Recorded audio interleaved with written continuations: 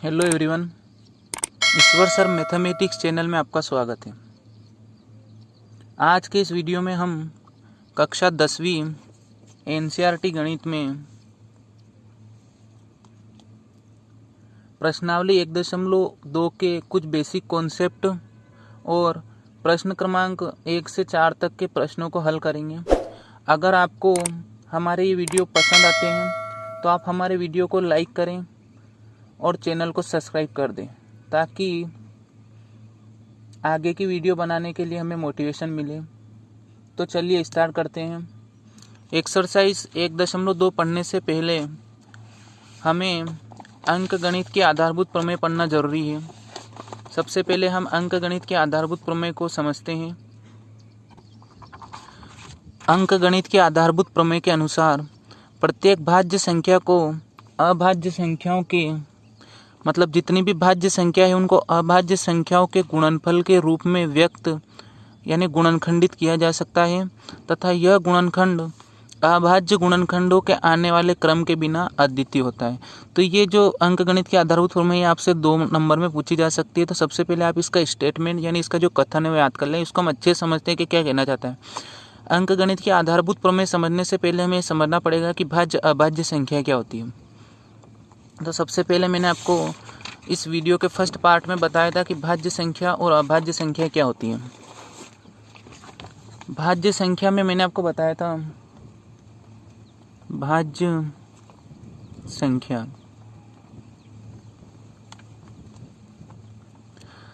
जब किसी संख्या के 2 से अधिक गुणनखंड होंगे तो उसको हम भाज्य बोलेंगे, यानी 2 से अधिक गुणनखंड। जिसके 2 से अधिक गुणनखंड होते हैं वो होती है भाज्य संख्या। और अभाज्य संख्या क्या होती है? जिसके केवल 2 गुणनखंड हो, केवल 2 गुणनखंड। वो कौन सी संख्या होती है? अभाज्य संख्या। फॉर एग्जाम्पल हमने लिखा है 6, तो इस 6 को हम इसके गुणनखंड मतलब आपको देखना है कि 6 किस किस के पहाड़े में आता है। तो 1 के पहाड़े में सभी नंबर आते हैं। 1 तो 1 के पहाड़े में, 2 के पहाड़े में, 3 के पहाड़े में और 6 के पहाड़े में, यानी इसके जो गुणनखंड है 2 से ज़्यादा है, इसलिए 6 कौन सी संख्या है? एक भाज्य संख्या है। इसी प्रकार हमने देखा कि 15 किस किस के पहाड़े में आता है? 15 1 के पहाड़े में आता है, 3 के पहाड़े में आता है, 5 के पहाड़े में आता है और 15 के पहाड़े में आता है। तो इसके भी 2 से अधिक गुणनखंड है, इसलिए 15 कौन सी संख्या है? एक भाज्य संख्या है। अभाज्य संख्या क्या होगी? जिसके केवल 2 गुणनखंड हो। फॉर एग्जाम्पल 7, तो 7 के 1 के पहाड़े में तो आता ही है और एक केवल इसी के पहाड़े में आता है, 7 के पहाड़े में आता है। इसका मतलब ये 7 कौन सी संख्या है? अभाज्य संख्या। और आप ऐसे समझ सकते हैं कि अगर कोई संख्या 1 से डिवाइड हो रही है और खुद से डिवाइड हो रही है, मतलब या तो उसमें 1 से भाग जा रहा है या उसी नंबर से भाग जा रहा है, उसके अलावा किसी दूसरे नंबर से उसमें भाग चल गया, तो संख्या भाज्य संख्या होगी। जैसे इसमें 1 से पूरा भाग जा रहा है 6 बार, 6 से भी जा रहा है, लेकिन इसमें 2 से भी भाग जा रहा है और 3 से भाग जा रहा है, इसलिए कौन सी संख्या हो गई? भाज्य संख्या। अब इसमें ओनली 1 से जाएगा और किससे जाएगा? 7 से। इसके अलावा ऐसी कोई संख्या ही नहीं जिसमें 7 से पूरा भाग चल जाए, इसलिए 7 कौन सी संख्या है? अभाज्य संख्या। अब आप देखिए 5, इस 5 में भी ओनली 1 से डिवाइड होगा और किससे होगा? 5 से। इसके अलावा कोई भी ऐसी संख्या नहीं है, यानी इसके ओनली 2 गुणनखंड है जिससे पूरी तरीके से डिवाइड हो सके। इसका मतलब 5 कौन सी संख्या है? एक अभाज्य संख्या है। आई होप आपके भाज्य अभाज्य समझ में आ गया होगा। 9 भाज्य के अभाज्य? 9 एक भाज्य संख्या है, क्योंकि ये 1 की टेबल में आएगा, 3 की टेबल में आएगा और किसकी टेबल में आएगा? 9 की टेबल में, यानी ये 1 और 9 के अलावा किससे डिवाइड हो जाएगा? 3 से भी डिवाइड हो जाएगा, इसलिए 9 आपकी कौन सी संख्या हो गई? भाज्य संख्या। तो ये भाज्य अभाज्य संख्या समझने के बाद हम अंक गणित के आधारभूत प्रमेय में देखते हैं कि अंक गणित की आधारभूत प्रमेय क्या कहती है। इसमें बोला है कि प्रत्येक भाज्य संख्या यानी जितनी भी भाज्य संख्या है जो मैंने अभी आपको बताई है उनको अभाज्य संख्याओं के गुणनखंडों के रूप में गुणनखंडित किया जा सकता है। यानी भाज्य संख्या के आप अभाज्य गुणनखंड कर सकते हो तथा ये जो गुणनखंड करोगे ये अभाज्य गुणनखंडों के आने वाले क्रम के बिना अद्वितीय, यानी उसमें उनका क्रम मैटर नहीं करेगा। फॉर एग्जाम्पल हमने ये ले लिया 20, ये 20 कौन सी संख्या है? 20 भाज्य संख्या है। अब इस भाज्य संख्या को अंक गणित के आधारभूत प्रमेय कहती है कि इस भाज्य संख्या को हम अभाज्य संख्याओं के गुणनखंडों के रूप में लिख सकते हैं। यानी इसमें हम जब इसके अभाज्य गुणनखंड करेंगे तो जो यहाँ जिन संख्याओं से हमें डिवाइड करना है कौन सी संख्या होनी चाहिए? अभाज्य, यानी इसको हम 2 से डिवाइड कर सकते हैं, 3 से अगर हो रहा है तो, 5 से, 7 से, 11 से, 13 से, यानी ये 2 से डिवाइड हो रहा है। 2 एकम 2, 10 बार। 2 से कितनी बार हो रहा है फिर? 5 बार, और 5 एकम 5। तो ये 20 एक भाज्य संख्या थी, इसको हमने क्या कर दिया? अभाज्य संख्याओं के गुणनखंडों के रूप में गुणनखंडित कर दिया। जितनी भी संख्या है ये अभाज्य की नहीं, 2 भी एक अभाज्य संख्या, 5 भी कौन सी संख्या है? अभाज्य संख्या। अब इसमें मैटर नहीं करता कि आप पहले 5 से डिवाइड कर दोगे तो भी चलेगा। ऐसा भी हो सकता है कि 20 के गुणनखंड करने में मैंने पहले 5 से डिवाइड किया, 5 चौक 20, फिर 2 से, 2 दूनी 4 और 2 एकम 2। मतलब मैटर ये नहीं करेगा कि आप पहले किससे भाग दे रहे हो, आप हमेशा यहाँ जो भाग दोगे वो कौन सी संख्या से होगा? वो अभाज्य संख्या से होना चाहिए। अब यहाँ आप 4 से डिवाइड नहीं कर सकते थे, क्योंकि 4 कौन सी संख्या है? भाज्य संख्या है। और ये हम क्या सीख रहे हैं? अभाज्य गुणनखंड करना। और अभाज्य गुणनखंड में हमेशा आप इधर जो जिन नंबर से डिवाइड करोगे अभाज्य संख्या होनी चाहिए। जैसे 2 हो सकता है, 5, 7, 11, 15 नहीं, 11, 13, 17, ये सारे के सारे नंबर कौन से नंबर होते हैं? अभाज्य नंबर। तो आई होप आपके समझ में आ गया होगा। और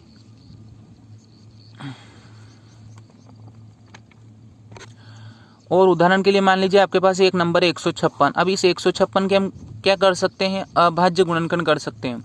यानी आपको इस 156 में अभाज्य संख्याओं से भाग देना है। अभाज्य गुणनखंड का मतलब आप यहाँ भाज्य से यानी 4 से, 8 से, इनसे डिवाइड नहीं कर सकते हो। क्यों?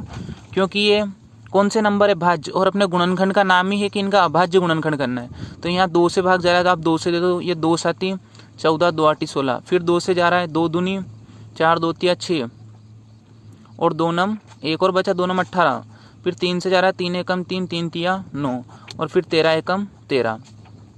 तो इस 156 को हमने क्या कर दिया? अभाज्य गुणनखंडों के गुणनखंड के रूप में व्यक्त कर दिया। इस 156 के जितने भी गुणनखंड आए सारे के सारे कौन से हैं? अभाज्य गुणनखंड है। तो आपके समझ में आ गया होगा अभाज्य गुणनखंड कैसे करने हैं। और इनको अभाज्य गुणनखंड क्यों बोला जाता है? क्योंकि इसमें उस नंबर में हम जिन संख्याओं से भाग देंगे वो सारी की सारी संख्या कौन सी संख्या होगी? अभाज्य संख्या। अंकगणित के आधारभूत प्रमेय समझने के बाद हम प्रश्नावली 1.2 का पहला क्वेश्चन जिसमें लिखा है निम्नलिखित संख्याओं को अभाज्य गुणनखंडों के गुणनफल के रूप में व्यक्त कीजिए। यानी आपको ये 5 क्वेश्चन दे रखे हैं, इन 5 को आपको क्या करना है? इनके अभाज्य गुणनखंड करना है। अब एक्सरसाइज 1.2 का पहला क्वेश्चन जिसमें हमें 140 के अभाज्य गुणनखंड करने हैं। अभाज्य गुणनखंड करने के लिए हमने 140 को लिखा। अब आपको इस 140 के अभाज्य गुणनखंड करने के लिए इसमें अभाज्य संख्याओं से भाग देना है।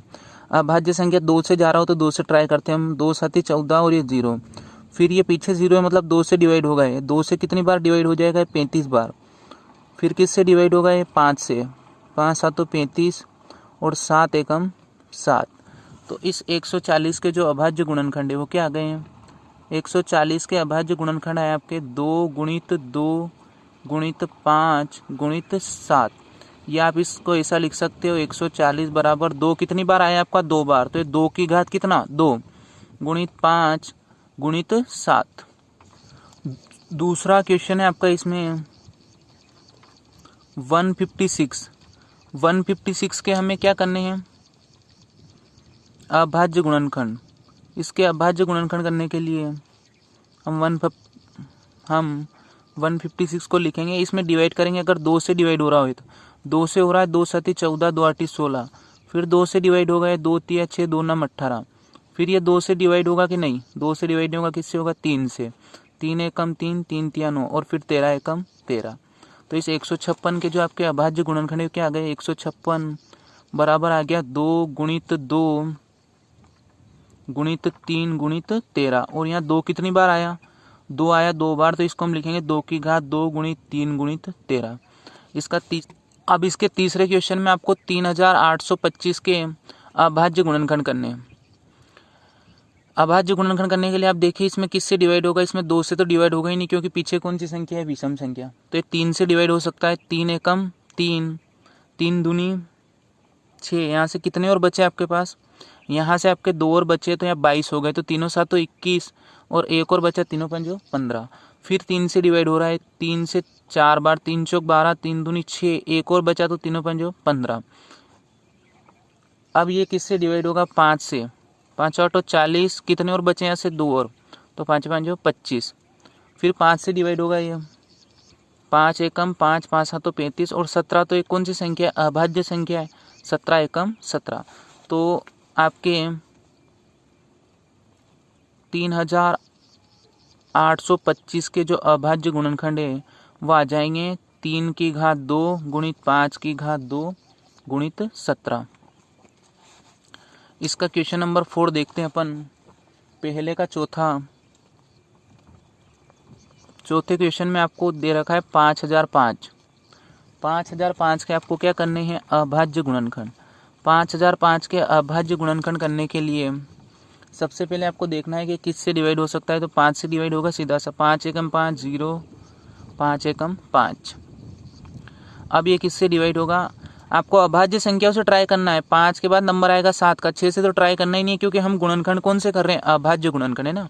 तो अब 7 से ट्राई करते हैं, 7 एकम 7, यहाँ कितना और बच रहा है 3, तो ये आ जाएगा 7 चौक 28 और 2 और बचेगा 7 21, यानी ये 7 से डिवाइड हो रहा है। तो 7 एकम 7, कितना और बचे यहाँ से 3, तो 30 हो गए, 7 चौक 28 और फिर कितने और बचे 2, 7 तिया 21। अब देखिए अभी अब किससे डिवाइड हो रहा है। अब 7 से हो गया तो 8 से ट्राई नहीं करना है, 9 से भी नहीं करना है और 10 से भी नहीं करना है क्योंकि अभाज्य संख्या 11 से ट्राई करते हैं। 11 एकम 11, 3 और बचे 11 तिया 33, तो 11 एकम 11, यहाँ से 3 और बचे 11 तिया 33 और 13 एकम 13, यानी आपके 5005 के अभाज्य गुणनखंड क्या आ गए, 5 गुणित 7 गुणित 11 गुणित 13, ये आपका आंसर। अब इसका लास्ट क्वेश्चन है फर्स्ट वाले का, क्वेश्चन नंबर 5। इसमें आपको 7429 के अभाज्य गुणनखंड करने।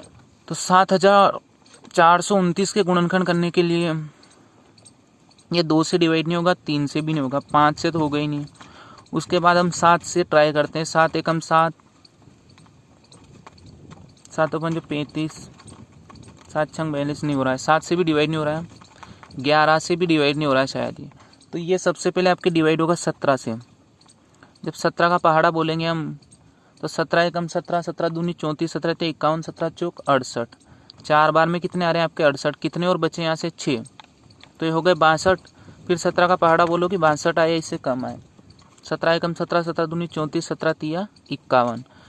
अब 62 में से 51 गए तो आपके कितने बचे हैं 11, यानी यहाँ कितने हो गए 119। अब 17 का पहाड़ा बोलेंगे हम कि 119 आ जाए, तो 17 7 119। अब इसमें 17 से डिवाइड नहीं होगा और 18 से हम ट्राई करेंगे नहीं। अब नया नंबर कौन सा है, कौन सी अभाज्य संख्या थी 19, तो 19 से देखते हैं। 19 एकम 19, 19 दूनी 38, 2 बार में 38 आ रहा है। फिर कितना और बचा है ऐसे 5, तो 19 थी 57 और ये 23 तो अभाज्य संख्या, तो आ जाएगा आपका 23 एकम 23। तो आपके 7429 के जो अभाज्य गुणनखंड है वो आ जाएंगे 17 गुणित 19 गुणित 23, ये आपका आंसर। अब इस एक्सरसाइज के सेकंड क्वेश्चन में हमें अभाज्य गुणनखंड विधि द्वारा दो संख्याओं का एचसीएफ और एलसीएम ज्ञात करना सीखना है। तो जब भी आपको दो संख्याओं का एचसीएफ और एलसीएम अभाज्य गुणनखंड विधि से करना है तो पहले तो आपको उनके अभाज्य गुणनखंड करना है। फिर आपको क्या करना है, एचसीएफ यानी ए और बी कोई भी दो नंबर है उनके अगर आपको एचसीएफ निकालने हैं तो प्रत्येक उभयनिष्ठ उनके जो उभयनिष्ठ यानी कॉमन गुणनखंड, दोनों में कॉमन और उभयनिष्ठ अभाज्य गुणनखंड की सबसे छोटी घातों का गुणनफल जो होगा वो आपके क्या होगा एचसीएफ। प्रत्येक उभयनिष्ठ अभाज्य गुणनखंड की सबसे छोटी घातों का गुणनफल, ये आपके एचसीएफ होगा। और एलसीएम में क्या होगा, प्रत्येक अभाज्य गुणनखंड की सबसे बड़ी घातों का गुणनफल, ये क्या हो जाएगा आपका एलसीएम। अब आपके समझ में नहीं आया होगा इस उदाहरण के माध्यम से। उदाहरण नंबर 6 आपका हम समझते हैं कि कैसे आपको एचसीएफ और एलसीएम ज्ञात करना है अभाज्य गुणनखंड विधि से। उदाहरण नंबर 6 में लिखा है संख्याओं 6 और 20 के अभाज्य गुणनखंड विधि से एचसीएफ और एलसीएम ज्ञात कीजिए। तो इसके हल में हम लिखेंगे, अब आपको 6 और 20 का एचसीएफ और एलसीएम अभाज्य गुणनखंड विधि से करने से पहले आपको इनके अभाज्य गुणनखंड करने हैं। यानी 6 का हम अभाज्य गुणनखंड करेंगे 2 एकम 2, 2 दूनी 4, 2 तिया 6, 3 एकम 3। फिर किसका गुणनखंड करेंगे अभाज्य गुणनखंड 20 का, 20 का अभाज्य गुणनखंड करेंगे तो आएगा 2 से 10 बार, 2 से 5 बार और 5 से 1 बार। ये दोनों गुणनखंड लिख लो आप। 6 के जब गुणनखंड किए तो ये आया 2 गुणित 3 गुणित 1, और 20 के गुणनखंड किए हमने तो ये आया 2, कितनी बार आया 2 बार। तो मान लो 2 3 बार आता तो हम यहाँ 2 की घात 3 लिखते, अब 2 2 बार आए तो क्या लिखेंगे 2 की घात कितना 2 गुणित 5 गुणित 1। अब आप देखिए HCF में आपको क्या करना है, प्रत्येक उभयनिष्ठ अभाज्य, प्रत्येक मतलब सब दोनों में देखना है, और उभयनिष्ठ का मतलब होता है कॉमन, और कॉमन को अपन बोले तो ये दोनों में एक जैसा, ये दोनों गुणनखंड इन दोनों में एक जैसा देखना है। अभाज्य गुणनखंड की सबसे छोटी घातों का गुणनफल, तो देखो इसमें एक तो कॉमन देखना है, तो कॉमन कौन है इन दोनों गुणनखंड में, इन दोनों में कॉमन क्या है 2 2 और 1 1। अब दोनों में इसकी घात कुछ नहीं है तो क्या है 1 है, इसकी भी घात कुछ नहीं तो क्या है 1 है, इसकी भी घात कुछ नहीं तो क्या है। दोनों कॉमन में सबसे छोटी घात किसकी है, 2 का वर्ग छोटा है कि 2 की घात 1, तो 2 की घात 1। तो हम लिखेंगे HCF of 6 and 20 equal to क्या आ जाएगा 2 की घात 1 गुणित, और क्या कॉमन है 1, यानी 1 का तो कोई मतलब ही नहीं, 2 एकम 2, तो इनका HCF क्या आ गया आपके 2। अब आपको अगर इनका LCM निकालना है तो LCM के लिए क्या लिखा है, प्रत्येक अभाज्य गुणनखंड की सबसे बड़ी घातों का गुणनफल।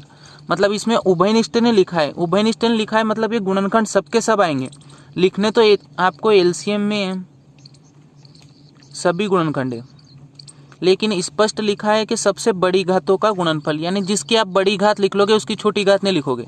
जैसे यहाँ 2 की घात 2 आ जाएगा तो फिर ये 2 की घात 1 नहीं आएगा। आपको LCM में लिखना सब है, लेकिन जिसकी आप बड़ी घात लिख लोगे उसकी छोटी घात आपको नहीं लिखना। जैसे यहाँ 2 की घात 2 और 2 की घात 1 है, तो LCM के लिए आपको क्या बोला गया कि सबसे बड़ी घातों का गुणनफल, तो 2 की घात 2 आ गया तो 2 की घात 1 नहीं आएगा, और फिर आ जाएगा 3 गुणित 5 गुणित 1, यानी लिखना सब है आपको, जिसकी बड़ी घात आ जाएगी उसकी छोटी लिखना। तो 2 का वर्ग कितना हो गया 4 गुणित 3 गुणित 5 गुणित 1,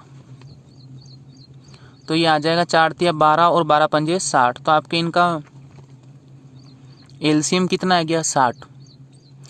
अब यहाँ से हमें, अगर हम यहाँ से इन दोनों का गुणा करते हैं, यानी अगर आप एक तो आपके HCF कितना आया 2, इस 2 और LCM कितना है 60, 2 और 60 का गुणा करते हैं तो भी कितना आता है ये 120, और जो आपको क्वेश्चन दे रखा है 6 और 20, 6 और 20 का भी हम गुणा करते हैं तो भी ये कितना आता है 120। यहाँ से हमें एक महत्वपूर्ण परिणाम ये प्राप्त होता है कि जो आपको 2 संख्याएं दे रखी है इन दोनों का गुणनफल करो तो किसके बराबर आएगा, उनका HCF गुणित LCM, यानी 2 संख्याओं का जो गुणनफल होता है, 2 संख्याओं का गुणनफल ये किसके बराबर होता है, बराबर होता है उनका HCF गुणित LCM। ये फॉर्मूला बन गया एक, और ये फॉर्मूला आपको याद भी होना चाहिए, ये बहुत सारे क्वेश्चन में हमारे काम आएगा। जब होना चाहिए जब आपको 2 संख्या दे दिया और मान लो आपको HCF दे दिया और LCM निकालना है तो आपको ये फॉर्मूला यूज़ होगा। कैसे बना है आपके समझ में आ गया होगा। जब हमने इन दोनों का गुणा किया, यानी जो 2 संख्या दे रखी इनका गुणा और HCF और LCM का गुणा किया तो दोनों इक्वल आए, तो यहाँ से हमें एक महत्वपूर्ण परिणाम ये प्राप्त हुआ कि 2 संख्याओं का जो गुणनफल है वो किसके बराबर होता है, इनका HCF गुणित LCM। अब हम इस एक्सरसाइज के क्वेश्चन नंबर 2 को हल करते हैं। इसमें लिखा है कि पूर्णांकों के निम्नलिखित युग्मों के HCF और LCM ज्ञात कीजिए तथा इसकी जांच कीजिए कि 2 संख्याओं का गुणनफल बराबर किसके होता है उनके, मतलब फॉर्मूला भी उसने लिख रखा है। पहले आपको इनके अभाज्य गुणनखंड विधि से HCF LCM ज्ञात करने हैं और फिर इसमें जांच भी करनी है। एक्सरसाइज 1.2 के क्वेश्चन नंबर 2 का फर्स्ट पार्ट में आपको दे रखा है, आपको 2 संख्या दे रखी है 26 और 91। इसका आपको अभाज्य गुणनखंड विधि से HCF और LCM निकालना है और आंसर की जांच भी करनी है। तो सबसे पहले आपको क्या करना है कि 26 और 91 के अभाज्य गुणनखंड करने हैं। अभाज्य गुणनखंड करना मैंने आपको बताया था, इसमें 2 से डिवाइड करेंगे तो कितनी बार हो जाएगा 13 बार, और 13 से कितनी बार 1 बार। अब 91 के अभाज्य गुणनखंड करेंगे हम, तो ये 2 से तो जाएगा नहीं, ये 5 से भी नहीं जाएगा, ये 3 से भी नहीं जाएगा, यानी ये जाएगा 7 से। 7 एकम 7, कितना और बचा है ऐसे 2, 7 या 21 और 13 एकम 13, यानी इनके अभाज्य गुणनखंड 26 के अभाज्य गुणनखंड क्या है, 2 गुणित 13 गुणित 1, और 91 के अभाज्य गुणनखंड आ गए आपके 7 गुणित 13 गुणित 1। अब सबसे पहले हम इनका HCF निकालेंगे, तो HCF ऑफ किस किस का, 26 और 91 का। अब HCF के लिए मैंने आपको बताया था कि आपके बुक में लिखा है कि दो संख्याओं का HCF क्या होगा। HCF होगा प्रत्येक उभयनिष्ठ अभाज्य, मतलब दोनों में कॉमन, दोनों जो गुणनखंड के उनमें कॉमन अभाज्य गुणनखंड की सबसे छोटी घातों का गुणनफल, जो छोटी घात है वो लिखना है आपको। तो दोनों में कॉमन कौन कौन है यहाँ, 13 13। अब छोटी घात तो है ही नहीं, दोनों एक जैसे हैं, तो इनका HCF क्या आ जाएगा, 13 आ जाएगा, है ना, जो कॉमन है वो आ गया। अब लिखना है हमें LCM। LCM किसका, 26 और 91 का। LCM के लिए क्या लिखा है, LCM में मैंने आपको बताया था कि लिखना तो आपको सब है, लेकिन जिसकी बड़ी घात लिख लेंगे उसकी छोटी घात नहीं लिखेंगे ना। यहाँ लिखा है प्रत्येक अभाज्य, यानी इसमें उभयनिष्ठ लिखा है तो लिखने सब है, प्रत्येक अभाज्य गुणनखंड की सबसे बड़ी घातों का गुणनफल। तो अब यहाँ थोड़ी दिक्कत ही आएगी आपके कि आपको लिखना सब है। अब इसमें कोई बड़ी घात नहीं और ये कॉमन है ना, तो ये आ जाएगा 2 गुणित 7 गुणित, इन दोनों में बड़ा कुछ भी नहीं है तो 13 एक बार आ जाएगा गुणित 1, तो ये 7 का गुणा 2 में ये आ जाएगा 14 गुणित 13 गुणित 1।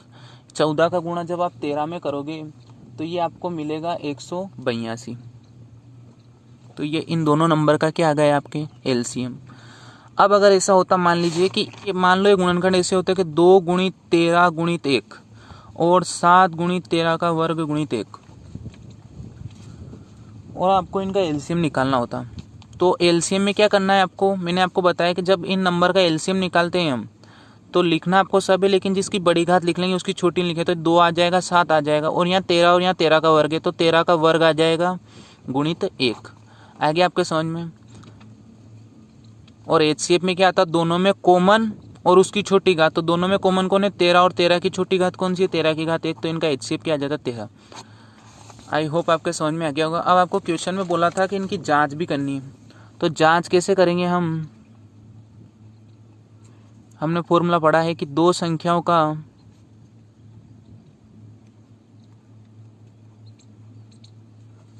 गुणनफल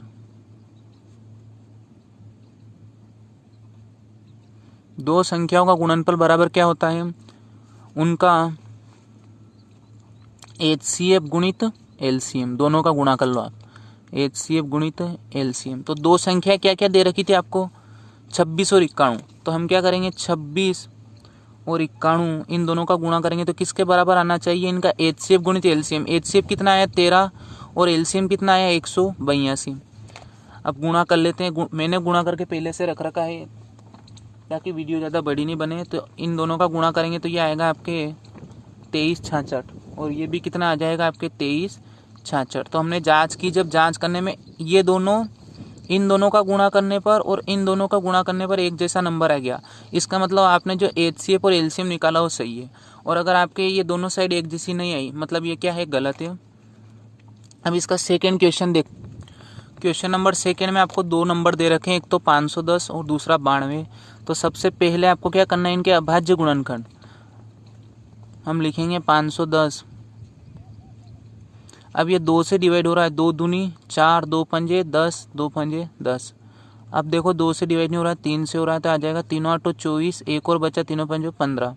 अब ये 5 से डिवाइड होगा, 5 एकम 5, 5 7 35, और ये आ जाएगा 17 एकम 17। तो 510 के अभाज्य गुणनखंड हो गए। अब हमें किसके अभाज्य गुणनखंड करने हैं, 92 के। ये 2 से हो रहा है डिवाइड, 2 चौक 8, 2 छंग 12, फिर 2 से डिवाइड होगा, 2 दूनी 4, 2 तिया 6, और ये आ जाएगा 23 एकम 23। तो आपको देखना है कि इनका जो HCF है,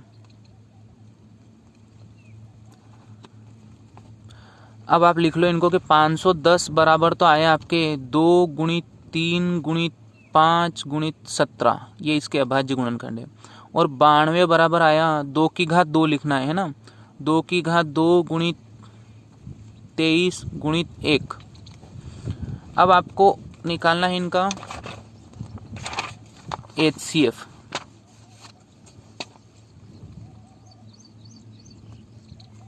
HCF किस किस का, 510 और 92 का। अब देखिए HCF के लिए मैंने आपको बताया था कि आपको क्या करना है, दोनों में कॉमन देखना है और कॉमन वाले की छोटी घात। तो यहाँ 2 की घात 1 है, कुछ नहीं है तो दोनों में कॉमन क्या है, दोनों में कॉमन 2 है और इसकी छोटी घात क्या है, 2 की घात 2 और 2 की घात 1 में छोटा क्या है, 2 की घात 1 है ना। तो इनका HCF क्या आ जाएगा, 2 की घात 1 यानी 2।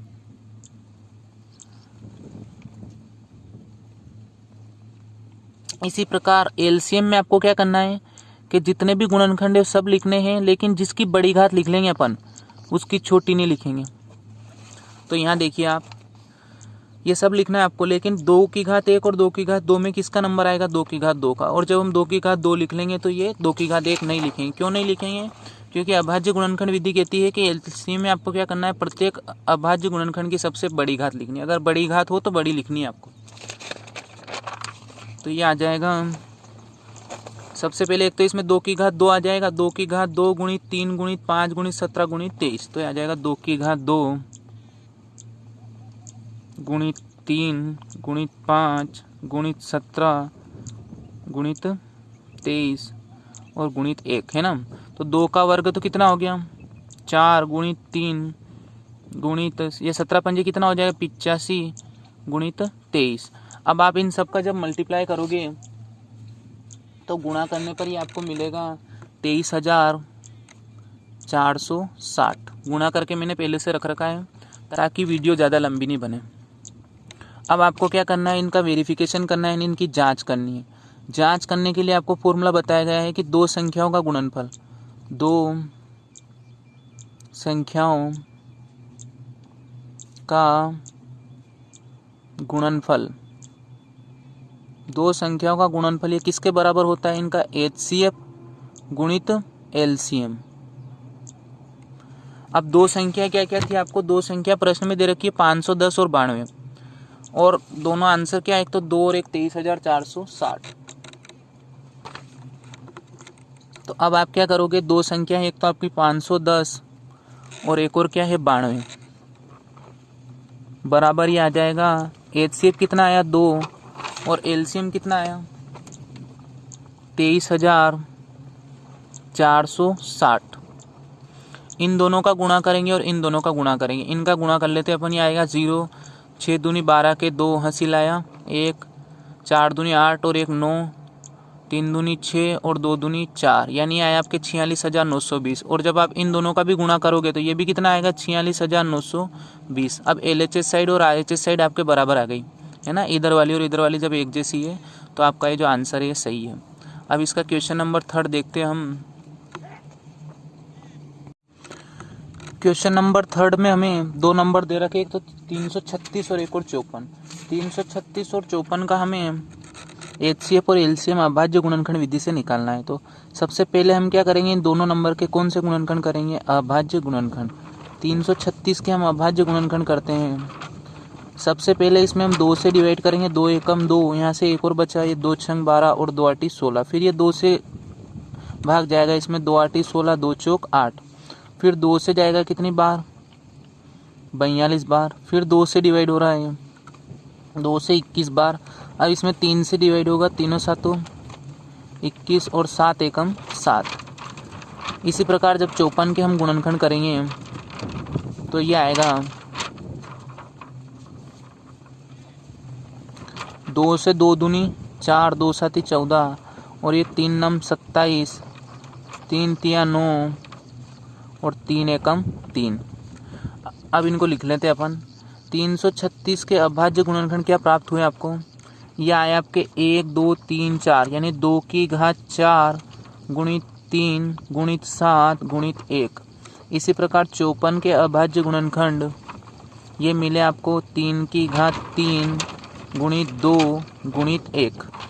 अब आपको इनका HCF निकालना है। HCF किस किस का, 336 और 54 का, 336 और 54। HCF के लिए मैंने आपको बताया था कि क्या करना है आपको। HCF में क्या लिखना है, HCF में आएगा प्रत्येक उभयनिष्ठ, मतलब जो कॉमन होगा उसको देखना है और उसकी छोटी घात लिखनी है। तो दोनों में कॉमन नंबर क्या है।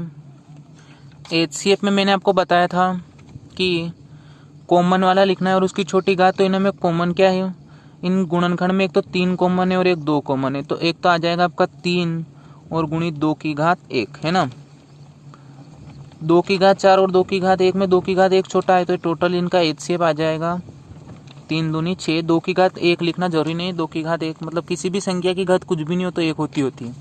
अब एलसीएम में आपको क्या करना है, 336 और 54 का जब हम एलसीएम निकालेंगे तो मैंने आपको बताया था कि आपको इसमें एलसीएम में लिखना सब है, लेकिन जिसकी बड़ी घात लिख लेंगे उसकी छोटी घात नहीं लिखेंगे। तो इसमें 2 की घात 4 आ जाएगा तो फिर 2 की घात 1 नहीं आएगा, फिर 3 की घात 3 आ जाएगा तो 3 नहीं आएगा, फिर 7 आ जाएगा और फिर क्या आ जाएगा आपका 1। तो 2 की घात जब 4 करेंगे हम, 2 की घात 4 आपके आ जाएगी 16 और ये 3 की घात 3 9 या 27 गुणित 7 गुणित 1। और जब हम इन तीनों का गुणा करेंगे तो ये आपके आ जाएगा 3024। अब आपको क्या करना है, जांच करनी है। तो जांच के लिए फॉर्मूला आपको बताया था कि दो संख्याओं का गुणनफल, दो संख्याओं का गुणनफल ये किसके बराबर होता है, बराबर होता है उनका HCF गुणित LCM। दो संख्या क्या क्या है, दो संख्याएं आपके 336 और 54, इन दोनों का गुणा करेंगे तो आपके HCF कितना आया 6 और LCM कितना आया 3024। इसका इसमें गुणा कर दो, 6 चौक 24 के 4 हासिल लाए 2, 6 दूनी 12 और 2 14 हासिल लाया 1 0 और यहाँ आ जाएगा 1 और 6 तिया 18, यानी आ गई ये 18 144। और सेम आप इनका भी गुणा करोगे तो ये भी आपको कितना मिलेगा 18 144। अब जब ये दोनों साइड बराबर आ गई इसका मतलब आपके जो HCF और LCM आए हैं वो सही है।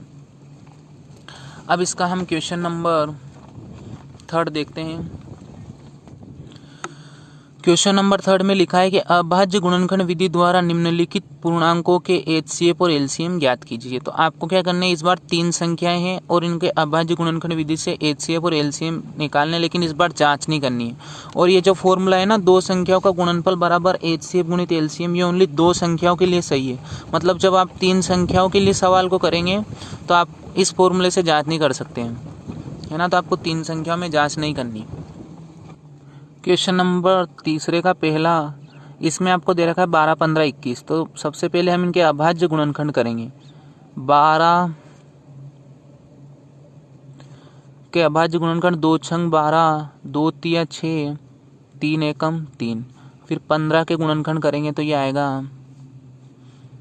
3 पंजो 15, 5 एकम 5। फिर आपको किसके गुणनखंड करने, 21 के। 21 के अभाज्य गुणनखंड आएंगे 3 7 तो 21, 7 एकम 7। तो लिखेंगे हम 12 बराबर क्या आया 2 की घात 2 गुणित 3 गुणित 1, और 15 बराबर आया 3 गुणित 5 गुणित 1, और 21 बराबर आ गया 3 गुणित 7 गुणित 1। इनके अभाज्य गुणनखंड आ गए। अब आपको HCF में क्या करना है, इससे पहले दो संख्या थी तो हम दो गुणनखंड में देख रहे हैं, तीनों में कॉमन देखना है। तीनों में कॉमन और कॉमन वाले की छोटी घात देखनी है। तो तीनों में कॉमन कौन है यहाँ, 3 3 3 और 1 1 1। तो 1 से तो कोई मतलब ही नहीं। 1 तो कब काम आएगा, जब कुछ भी कॉमन नहीं होगा तब 1 कॉमन होगा और नंबर का HCF 1 होगा। ऐसे भी क्वेश्चन आएंगे अपने। तो इन तीनों में कॉमन कौन है 3, और उसकी छोटी घात, छोटी नहीं सबकी एक जैसी, सबकी 3 की घात यहाँ कितनी 1, तो इनका HCF क्या आ जाएगा 3। अब LCM में आपको क्या करना है, LCM हो 12 15 और 21। इनका LCM कैसे निकालेंगे कि सभी गुणनखंड लिखने हैं, लेकिन जिसकी बड़ी घात लिख लेंगे उसकी छोटी घात नहीं लिखेंगे। तो आपके 2 की घात 2 भी आ जाएगा। अब ये 3 एक बार आ जाएगा। अगर यहाँ 3 का वर्ग होता तो 3 का वर्ग आता, फिर 3 नहीं आता, है ना। तो 3 भी आ गया। फिर आपका आ जाएगा 5 गुणित 7 गुणित 1। तो 2 का वर्ग कितना हो गया 4, और ये तीनों 5 15 गुणित 7 गुणित 1, इन सब का हम गुणा करेंगे तो 15 चौक 60 और 60 का गुणा हम 7 में करेंगे तो 7 छंग 42, यानी आएगा 420। ये आपके क्या आ गया इनका एलसीएम। तो अब इसका क्वेश्चन नंबर 2 देख। इसके दूसरे प्रश्न में आपको 3 संख्या दे रखी है 8, 9, 25। तो सबसे पहले हम क्या करेंगे, 8 के गुणनखंड करेंगे, अभाज्य गुणनखंड। तो ये 8 के गुणनखंड आएंगे 2 से 4 बार और 2 से 2 बार और 2 से कितनी बार, 1 बार, यानी 2 की घात 3 आया। फिर हम किसके गुणनखंड करेंगे, ये 3 से 3 बार, 3 एकम 3, और फिर 25 के गुणनखंड आएंगे 5 गुणित 5 है ना, 5 5 25 और 5 एकम 5। अब इन सबको हम लिख लेंगे अभाज्य गुणनखंड में। तो 8 का अभाज्य गुणनखंड आया 2 की घात 3 गुणित 1, 9 का आया 3 का वर्ग गुणित 1, और 25 के जब हमने अभाज्य गुणनखंड किए तो हमें प्राप्त हुआ 5 का वर्ग गुणित 1। अब आपको इनका HCF निकालना है। HCF of 8, 9 and 25 equal to, बताओ इसमें कॉमन क्या है, तीनों में एक जैसा और उसकी छोटी घात, तो तीनों में एक जैसा है या कुछ भी कॉमन नहीं है, बस एक है। तो इनका HCF क्या आ जाएगा 1। और LCM में क्या करना है आपको, 8, 9 और 25 का LCM जो है, इसमें लिखना सब है लेकिन जिसकी बड़ी घात लिख लेंगे उसकी छोटी नहीं लिखेंगे। तो यहाँ इसमें 2 की घात 3 भी आ जाएगा, फिर 3 का वर्ग भी आ जाएगा और 5 का वर्ग, और 1 तो है ही सही गुणे में, तो 2 की घात 3 हो जाएगा 8, 3 का वर्ग 9 और 5 का वर्ग 25। जब हम इन सभी नंबर का गुणा करेंगे तो ये आपको मिलेगा 1800। ये इनका क्या आ गया, LCM। अब आपको इनकी जांच नहीं करनी है क्योंकि तीन संख्याओं का, अब आपको इनकी जांच नहीं करनी है क्योंकि 3 संख्याओं में जांच करने के लिए हमारे पास कोई फॉर्मूला नहीं है। क्वेश्चन नंबर 3 है आपका,